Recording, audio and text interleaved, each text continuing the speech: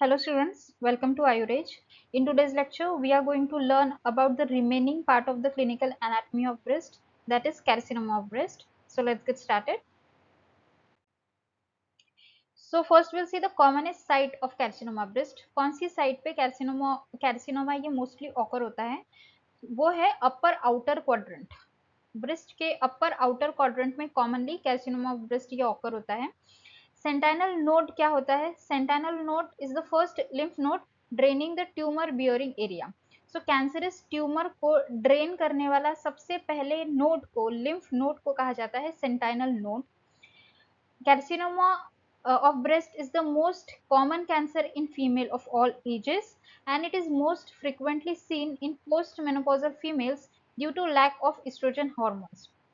We know that after menopause estrogen hormone की level ये drop हो जाती है. इस कारण से पोस्ट मेनोपॉजल फीमेल्स में और वुमेन्स में most frequently carcinoma of breast ये पाया जाता है. It usually arises from the epithelium of the large ducts. Large duct के जो एपिथेलियल सेल्स होते हैं उन एपिथेलियल सेल्स से कैर्सिनोमा ऑफ ब्रेस्ट ये यूजुअली अराइज करता है. Now will see the different condition जो कि कैर्सिनोमा ऑफ ब्रेस्ट में पाई जाती है, जो कि ब्रेस्ट में कैंसरस सेल्स प्रेजेंट है, ये इन चीज को इंडिकेट करती है. First is the puckering of the breast. Here cancerous cell infiltrate the suspensory ligaments. Suspensory ligaments क्या है ये हमने previous lectures features of mammary gland में डिस्क्राइब किया है. सस्पेंसरी लिगामेंट्स वो फाइब्रस बैंड्स होते हैं जो कि स्किन को और फैट को डीप फेशिया के साथ कनेक्ट करके रखते हैं.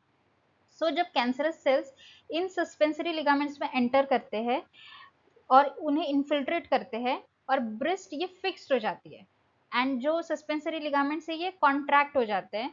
इन सारी चीजों के कारण जो ब्रेस्ट की स्किन है, as we can see here, upper जो स्किन है ये फोल्डेड हो जाती है, फोल्डिंग हो जाती है स्किन की, और इसी कंडीशन को बोला जाता है puckering of the breast.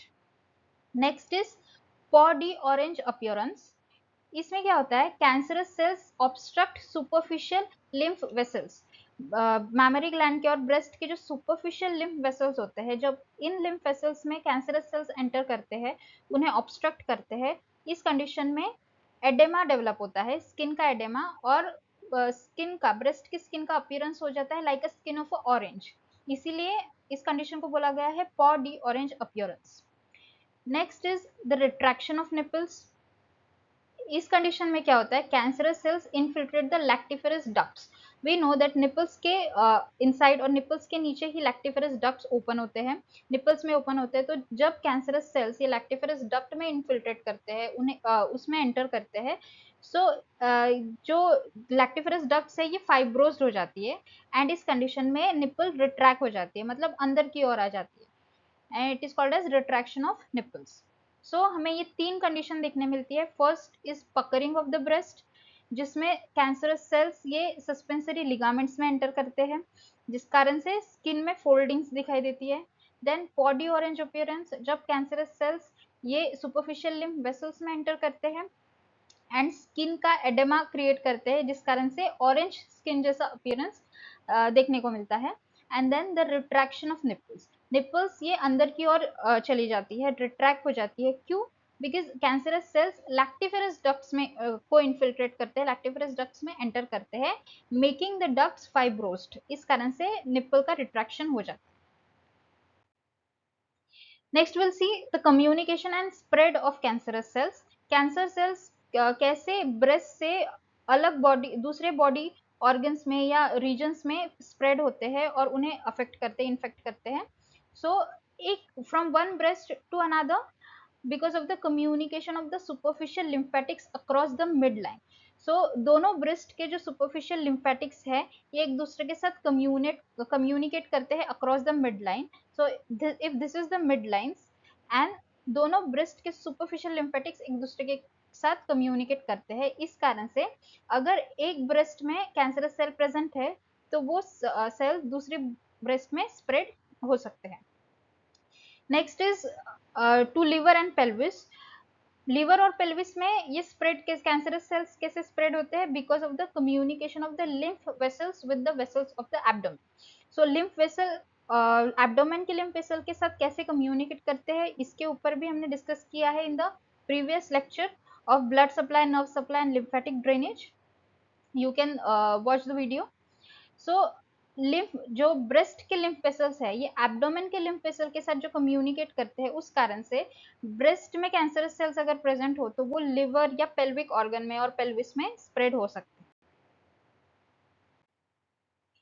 Next is spread through segmental veins. Segmental veins से किस तरीके से कैंसरस सेल्स स्प्रेड होते हैं? So veins draining the breast communicate with the vertebral venous plexus of veins. जो वेन्स ब्रेस्ट को ड्रेन करते हैं, वही वेन्स कम्युनिकेट करते हैं to the venous plexus present in the vertebral venous plexus of veins के साथ.